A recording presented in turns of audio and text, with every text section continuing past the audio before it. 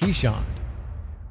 Early Dutch vessels used the Keeshond, also known as the people's dog, as both a guard and a companion. So common was this breed in these locations that in the 18th century it became the Dutch patriots' party symbol. The small, slightly rounded, upright ears on the sides of an extremely furry face have the intelligent, energetic, personable, and easy-to-train Keeshond resembling a bear and a teddy bear more than some actual bears do.